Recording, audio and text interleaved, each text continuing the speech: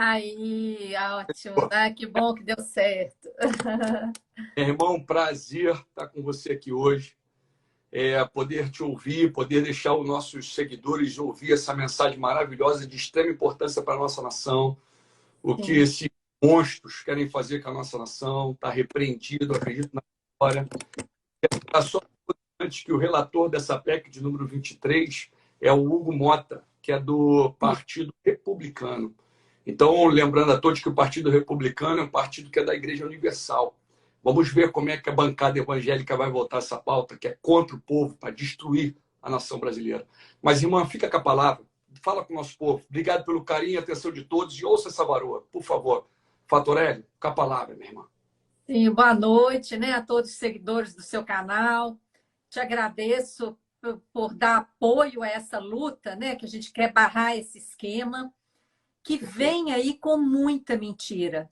Essa PEC 23, uma proposta que quer mudar a Constituição Federal, ela tem o nome de PEC dos precatórios, né? Para pagar lá as dívidas em decorrência de ação judicial que o governo teria que pagar à vista, de acordo com a Constituição. Essa PEC é para adiar o pagamento, parcelar o pagamento, ou seja, já vai dar aí um calote em quem está lutando na justiça, às vezes há mais de 20 anos, para receber um direito.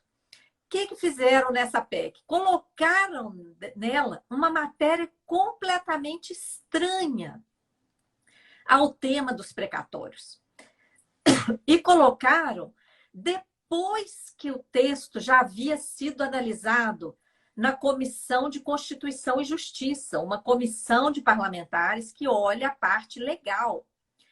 Por que esperaram passar na CCJ e esse esquema só foi introduzido pelo deputado Hugo Mota já na comissão especial?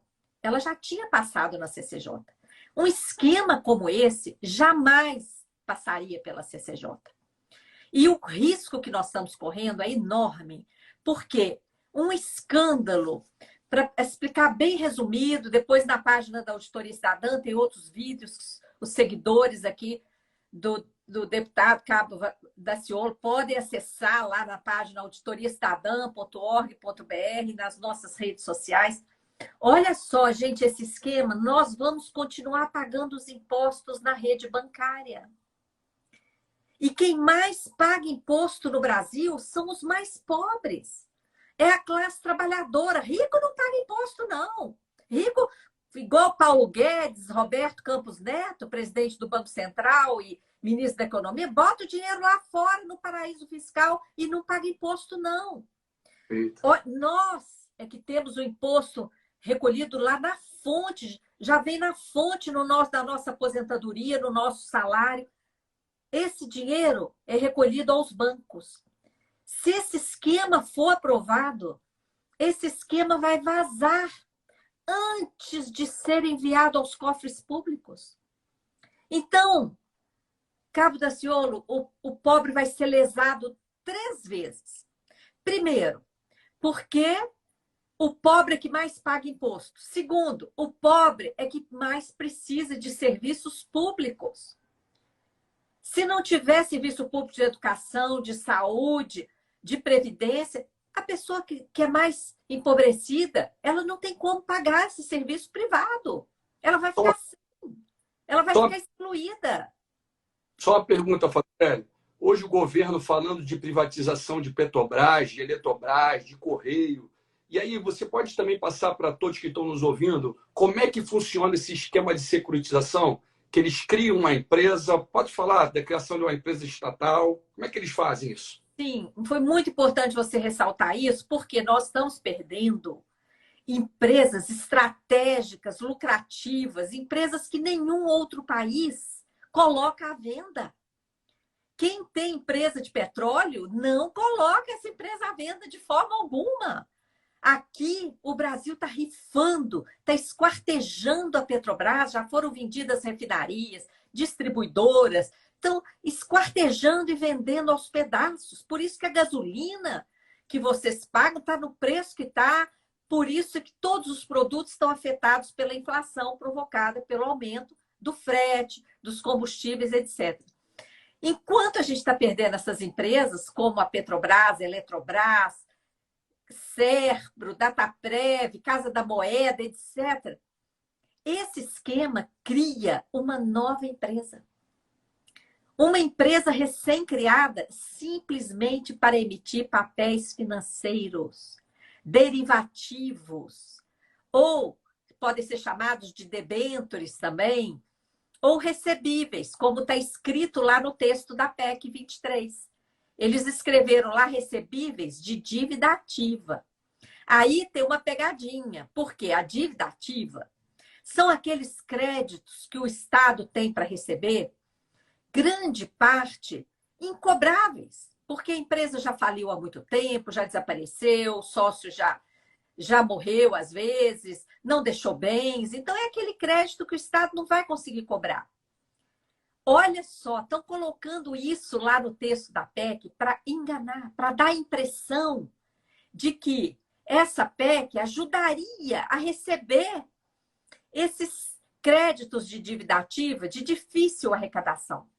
Só que tem uma pegadinha. O que está escrito lá não é securitização da dívida ativa, é securitização dos recebíveis da dívida ativa. E o que são os recebíveis? São esses papéis que vão ser emitidos por essa nova empresa criada para operar o esquema. Esses papéis apenas usam aquele valor que está lá da dívida ativa, em alguns estados, bilhões e bilhões. No governo federal, chega a trilhões, Cabo Daciolo. Você pode dar exemplo, Patorelli, desculpa, você pode dar exemplo de um estado que adotou esse sistema de securitização, tirando o dinheiro do povo? Sim, isso aconteceu em Belo Horizonte, no município de Belo Horizonte. Aconteceu também no estado de Minas Gerais, no estado de São Paulo.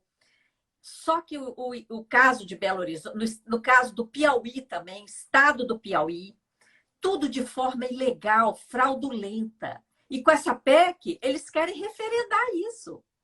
É um ato errado, Daciolo, é como um erro que, em vez de ir lá pedir perdão, né? Corrigir o caminho, não.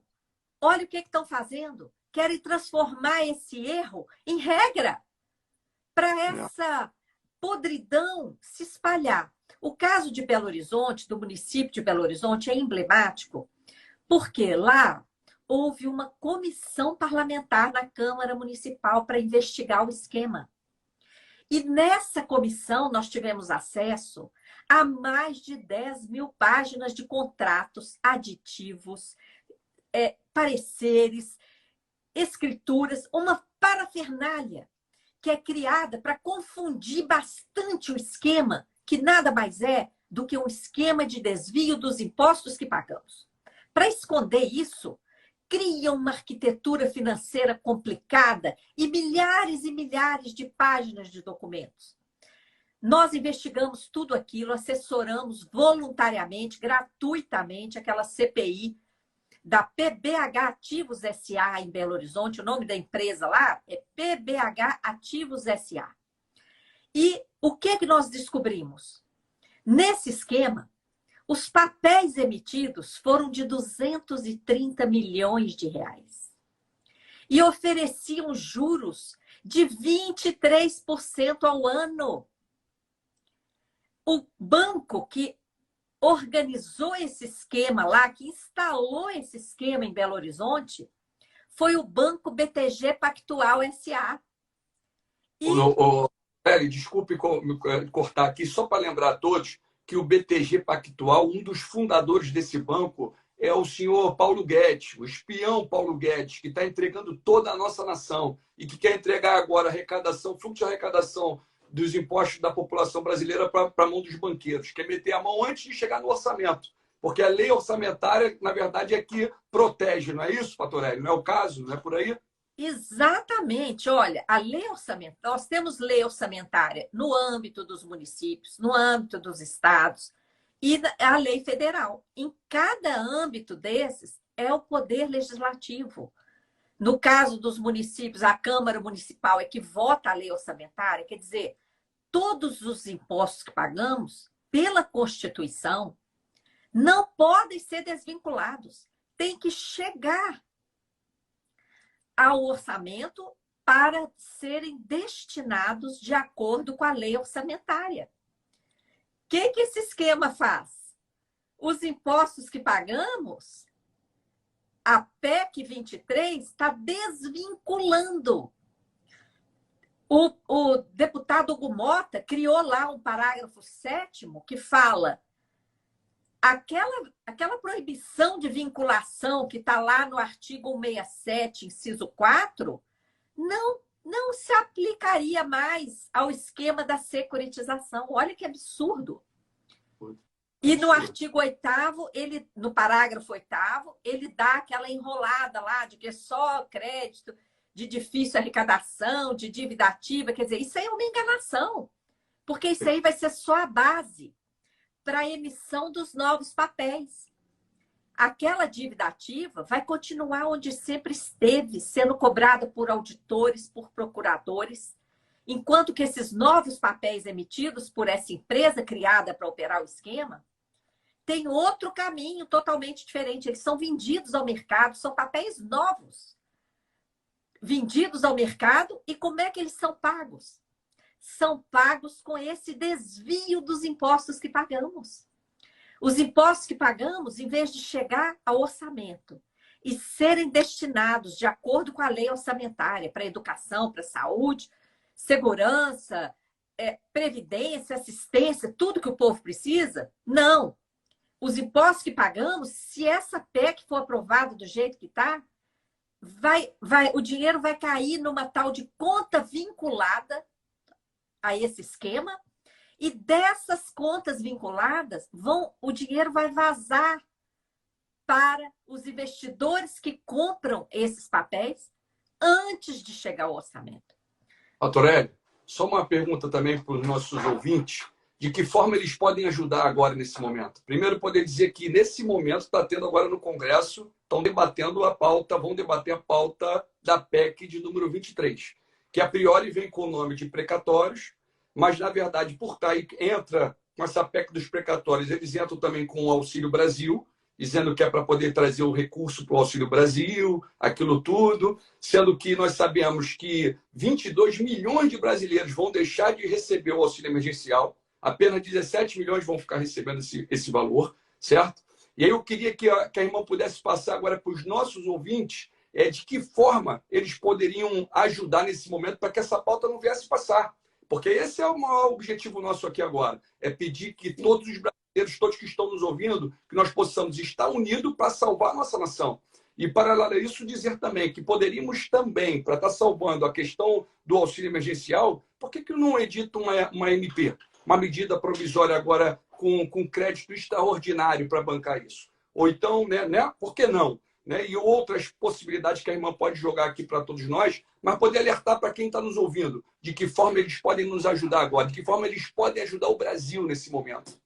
Certo. Bom, em primeiro lugar, senhor, o auxílio emergencial sequer é citado nessa PEC. Não está escrito lá. Podem ler, gente. Podem acessar lá na página da Câmara, PEC 23, inteiro teor. Leiam lá o texto. Depois leiam lá o que está no plenário. Vocês vão achar lá. Não está citado nada do auxílio emergencial. O que está citado lá é uma liberação de dinheiro, tá? Com esse adiamento dos precatórios e com o rompimento do teto de gastos, né? Criaram lá uma liberação de recursos que o governo vai poder usar do jeito que quiser. Não está escrito lá que é para o auxílio emergencial. Isso é discurso. Isso é discurso. Você tem razão, o governo poderia baixar uma medida provisória, tá? Porque a calamidade está aí, o povo catando lixo na rua, comprando ou enfrentando fila de osso para não morrer de fome. Então, está justificada o crédito extraordinário. Para ajudar, nós temos que pressionar. E para essa pressão ser rápida, nós temos que usar as redes sociais. Até porque lá na Câmara não estão deixando a gente entrar. Então, eu recomendo que vocês acessem as redes sociais da Auditoria Cidadã. Nós colocamos agora no Twitter uma chamada, e tem inclusive todos os twitters lá, tem todos os endereços dos líderes, porque os líderes é que decidem, os líderes é que comandam as suas bancadas. Então, como são 513, seria difícil retuitar para os 513, nós colocamos lá os tweets dos líderes, que são 27 mais o Arthur Lira, 28. Então, vocês podem retuitar, quem tiver tweet. Vocês podem copiar lá e também acessar na página da Auditoria Cidadã, auditoriacidadã.org.br, as redes sociais de todos os líderes. Então, lá tem Facebook, tem Instagram, já tem o endereço lá selecionado, tem o telefone dos gabinetes. Então, agora, de última hora, né, porque eles fazem isso, né, Daciolo? Essa PEC, gente, essa parte da securitização nem passou na CCJ, não teve debate, não teve uma audiência pública. Então, esse é um escândalo. O Fatorelli, só paralelo a isso, eu sempre defendi como solução para a nação brasileira a auditoria da dívida pública. Quais são os benefícios para quem está nos ouvindo possa ouvir de uma pessoa que está especializada no assunto, que pode falar com mais propriedade? Quais são os valores que nós vamos trazer se nós entrarmos com uma auditoria da dívida pública? Você pode falar isso para o nosso povo? Claro, por exemplo, gente, foi através de procedimentos de auditoria que nós desvendamos esse esquema em Belo Horizonte e comprovamos. Como eu estava dizendo antes, os papéis lá em Belo Horizonte foram vendidos por 230 milhões. 30 milhões ficaram na empresa para ela remunerar os seus administradores, para ela pagar os custos da operação, porque os registros de debêntures, os contratos, a própria implementação, só para implementar o BTG cobrou 2,5 milhões desse ouro. E aí, então, 30 milhões ficaram na empresa para ela pagar esses custos da implementação do esquema e remunerar os administradores. 200 milhões chegaram no município. Para pagar esses 200, o município cedeu 880 milhões de impostos, mais atualização monetária, mais juros de 1% ao mês. Olha, em pouco tempo, esses 880 já tinha virado bilhão. E o município tinha recebido 200 milhões. Quem aqui que está nos ouvindo que aceita pegar 200 emprestado para ficar devendo 880, mais correção, mais juros? Ninguém pode aceitar uma coisa dessas. É um crime. Então, é através de procedimentos de auditoria que a gente detecta esse roubo. Nesse caso, por exemplo, o município de Belo Horizonte acumulou uma perda violenta. Tanto é que o nosso relatório que a gente fez lá para a CPI foi enviado ao Tribunal de Contas de Minas Gerais. O Tribunal de Contas suspendeu as outras emissões porque o esquema é tão insustentável que ele exige contínuas emissões de papéis. Pirâmide, tá? Pirâmide financeira. Como que a pirâmide financeira vai ser autorizada na Constituição Federal, minha gente? É um absurdo. Uma observação, Fatorelli. A Constituição, salvo engano, é o artigo 167, que coloca a proibição de vinculação dos tributos, que é o que eles estão tentando fazer com a securitização agora. E os banqueiros vão ficar metendo a mão direto no fluxo de arrecadação tributária da nossa nação. Agora, só mais um detalhe aqui. De que forma essa PEC de número 23, eu sou defensor dos servidores. Eu defendo tanto da área da educação, da saúde, do servidor de modo geral, porque eu acho que é uma pessoa capacitada, que faz uma prova, que passa técnico naquela área. E eu estou visualizando esse governo com o senhor Paulo Guedes querendo colocar na conta do servidor público o problema da nação, né? E aí eu quero que a irmã possa falar também sobre esse assunto. De que forma essa PEC passando, como é que ela vai prejudicar o servidor público, que é o que eles estão tentando provocar? Fala conosco também, fala com nossos ouvintes. Olha, várias categorias de servidores, auditores, professores, principalmente, a maioria, estão aí, gente, há décadas reclamando direitos junto ao governo, principalmente junto ao governo federal. E agora tiveram uma vitória final, né? E o judiciário, o poder judiciário, mandou pagar. Quando o governo, quando chega na fase final do processo judicial e o poder judiciário manda pagar, o governo tem que emitir os precatórios, que já foram, inclusive, emitidos. Já tem lá um reconhecimento da dívida, que o governo deve a esses servidores que estão aí pleiteando seus direitos há décadas. Essa PEC adia e parcela o recebimento desses direitos. Agora, a remuneração da sobra de caixa diária dos bancos, os prejuízos que o Banco Central tem dado à nação, gerando dívidas sem contrapartida, tudo sem auditoria, né? Porque temos feito só uma auditoria cidadã. A auditoria oficial, nenhum governo cumpriu a Constituição, né? Que a Constituição manda, lá no artigo 26 do ato das disposições transitórias, manda fazer auditoria. Então, essa PEC 23, ela está lá prejudicando servidores, enquanto a Bolsa Banqueiro está aí sendo paga sem limite algum. Para isso não falta dinheiro. Verdade. Para a farra dos bancos, usando o manto da dívida pública, para isso não falta dinheiro. E os governos, seguidos governos, não fizeram e ninguém coloca, né, no seu plano de governo aí fazer auditoria, a não ser raríssimas exceções. Quando você foi candidato, eu tenho que reconhecer aqui que você colocou no seu programa fazer auditoria da dívida.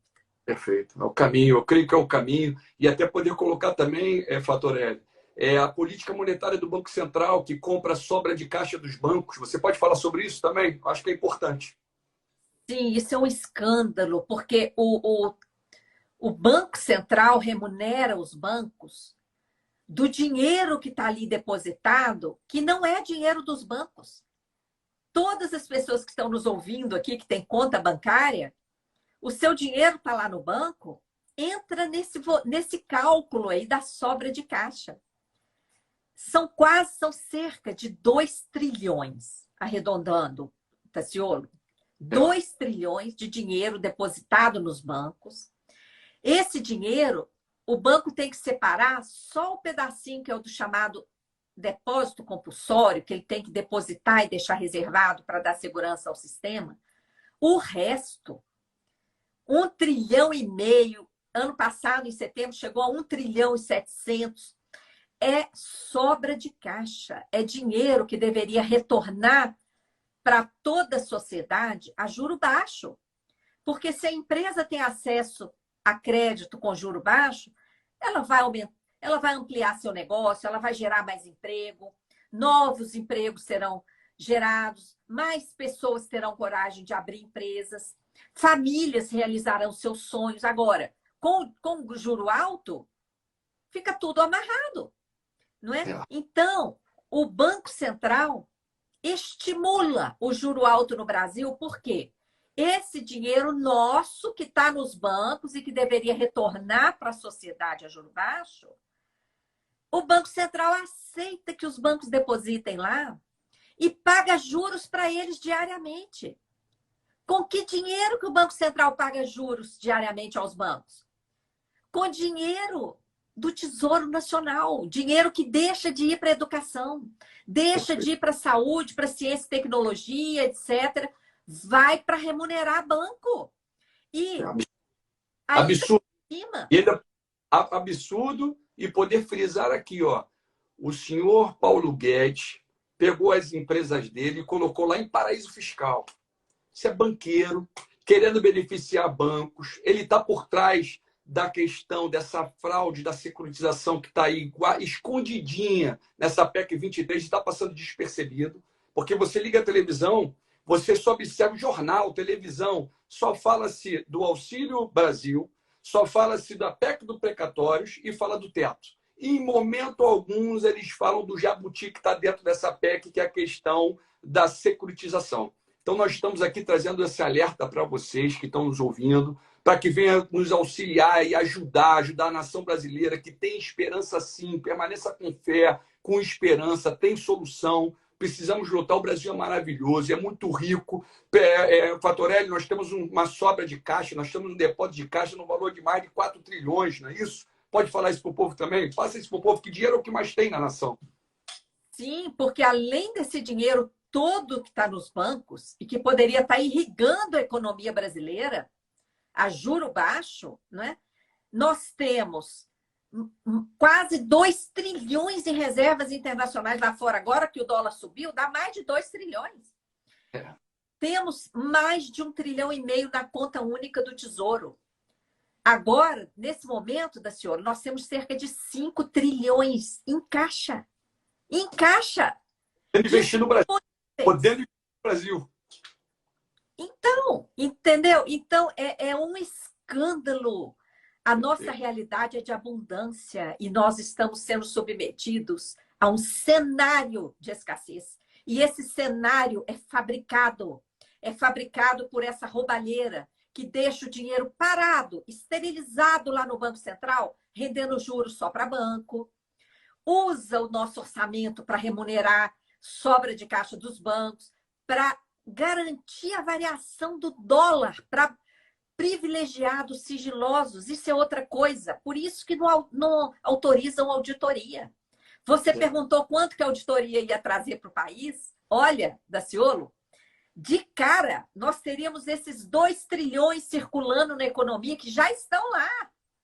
Tá? Nós teríamos centenas de bilhões de reais que estão vazando através do Banco Central para garantir a variação do dólar nos contratos do chamado swap. Um outro escândalo, tudo sigiloso, beneficiando quem tem conta no exterior, beneficiando os grandes exportadores, inclusive multinacionais que exportam, não é? As nossas commodities, a mineração, o agrobusiness, deixando aqui esse dano ambiental brutal e um prejuízo às contas públicas. Então, a auditoria é apenas a ferramenta que joga luz nessas operações, que revela esses esquemas, que estão roubando a possibilidade de todo o povo brasileiro ter vida digna. O que está por trás dessa PEC 23 é simplesmente dar aos bancos o acesso direto aos impostos que pagamos, impedindo que esse dinheiro chegue ao orçamento. Olha aí, mais escassez. Não dá. Eu queria que a irmã Fatorelli pudesse passar para todos que estão nos ouvindo os teus canais, onde o povo pode ir lá pesquisar, visualizar, que verdadeiramente tem solução. Eu queria deixar muito claro para todos, olha, tem solução, tem como transformar sim. Na verdade, você vê nenhum governo, desde Sarney, você observa que nenhum deles tiveram coragem de pedir auditoria da dívida pública. Para solucionar o problema de imediato da nação, nós temos que entrar com a auditoria da dívida pública. E é bom lembrar também, eu queria colocar isso aqui também, Fatorelli, que eu acho que um exemplo muito claro do que eles estão tentando fazer hoje com essa fraude da securitização foi o que aconteceu na Europa, com a Grécia, que faliu a Grécia. Você pode falar disso também? Poderia deixar essa fala aí também? Eu acho que é importante. Sim, foi lá na Grécia, inclusive, que a gente descobriu essa arquitetura financeira complicada que desvia o dinheiro, né? Lá foi um escândalo. A Grécia foi usada como vitrine para salvar bancos. Todos os países, 17 países europeus, participaram desse esquema, dessa pirâmide lá. E para esconder isso, a empresa que foi criada para operar o esquema lá foi uma empresa escondida em Luxemburgo, paraíso fiscal. Então, olha, um verdadeiro escândalo. E eu estava lá, fiquei lá 7 semanas, num quartinho de hotel, investigando isso aí, ajudamos a descobrir esse esquema lá. E eu não sabia que eu estava trabalhando para o Brasil, Daciolo, porque ao chegar aqui, nós vimos que esse esquema estava entrando em Belo Horizonte, em São Paulo, e desde então, desde 2015, a gente luta para barrar isso. Parabéns, eu quero aqui testemunhar que em 2015 eu estava como parlamentar A primeira vez que eu ouço falar de securitização foi com a irmã Maria Lúcia Fatorelli, que sempre trabalhou com muita força, com muito vigor, com muita energia, com muita verdade em prol da nação brasileira. Eu quero dizer que nós estamos aqui para somar, tá, Fatorelli? Eu acredito, eu acho que é importante a nação tomar conhecimento disso tudo. Eu quero libertar o nosso povo, Fatorelli. Nós estamos sendo como colônia, estão levando tudo na nação brasileira e ficam tirando a esperança do nosso povo ao ponto dos brasileiros estarem pensando de ir para fora. Ah, eu vou sair do país, eu vou embora. E eu quero dizer a todos que estão nos ouvindo, você que é nacionalista, que é patriota, que ama a nossa nação, vamos fazer essa luta, vamos brigar pelos nossos direitos, vamos brigar pela nossa nação.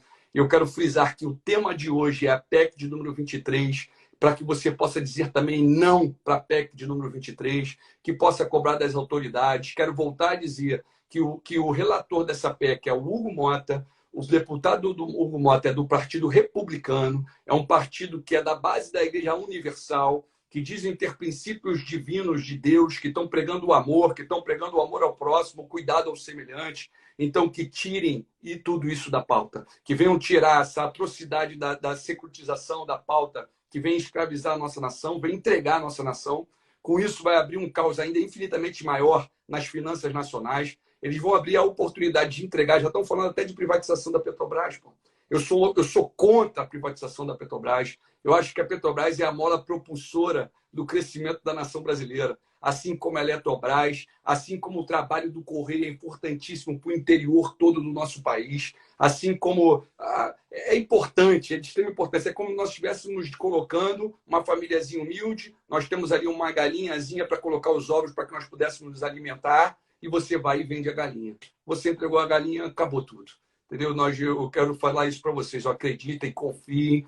Eu gostaria, minha irmã, de agradecer por esse momento. Eu quero deixar a palavra com a irmã para que a irmã possa fechar essa live com o que tiver no teu coração, poder também divulgar as tuas páginas e a importância do dia de hoje, porque enquanto nós estamos aqui alertando o povo, eles estão agora no Congresso, conversando e articulando um para com o outro, para ver como é que eles vão levar toda a nossa nação, como é que eles vão entregar o dinheiro, a arrecadação, o fluxo de arrecadação tributária que esse ano chegou até setembro no valor de 1 trilhão 300 e quase 1 trilhão e 400 bilhões. Né? O país é muito rico, o país tem solução, precisamos nos unir e sairmos com a grande vitória. Mas fala, minha irmã, fala que o momento é teu. Não, eu só quero agradecer por seu engajamento, por seu apoio, né, a essa luta e pedir às pessoas para acessarem as páginas da Auditoria Cidadã da Dívida. Na nossa página na internet, auditoriacidadã.org.br, é uma grande biblioteca, tem muito material. E nós estamos em todas as redes sociais. Acessem aqui no Instagram mesmo, Auditoria Cidadã da Dívida, no Twitter, no Facebook, tá? No YouTube, tem muitos vídeos no YouTube. Acessem, ajudem a comentar, compartilhar, para reforçar essa luta por uma auditoria, né, que traga a verdade das contas públicas e mostre todo esse dinheiro que está sendo roubado do nosso povo. É a auditoria a ferramenta que mostra isso. E só com mobilização social a gente vai conseguir. Essa luta só vai ter sucesso com muita mobilização social. Então, se cada um fizer a sua parte, a gente vai conseguir. Muito grata, boa noite, cuidem-se e pressionem. Tem lá várias ferramentas de pressionar nas nossas páginas. Pressionem, porque estão lá negociando. Daciolo, eu acabei de receber uma mensagem aqui, o Arthur Lira está manobrando o regimento para que deputado que está no exterior possa votar nesse esquema. Repreendido. Meu. É coisa de bandido. Então, olha, vamos pressionar para evitar esse caos. Tamo juntos, tá, minha irmã? Tamo juntos. Agradeço a todos que ficaram conosco aí nessa live e que você possa compartilhar e vamos em defesa da nossa nação, vamos libertar o nosso povo. O Brasil é nosso. Glórias e glórias. Tamo junto, minha irmã. Paz. Força.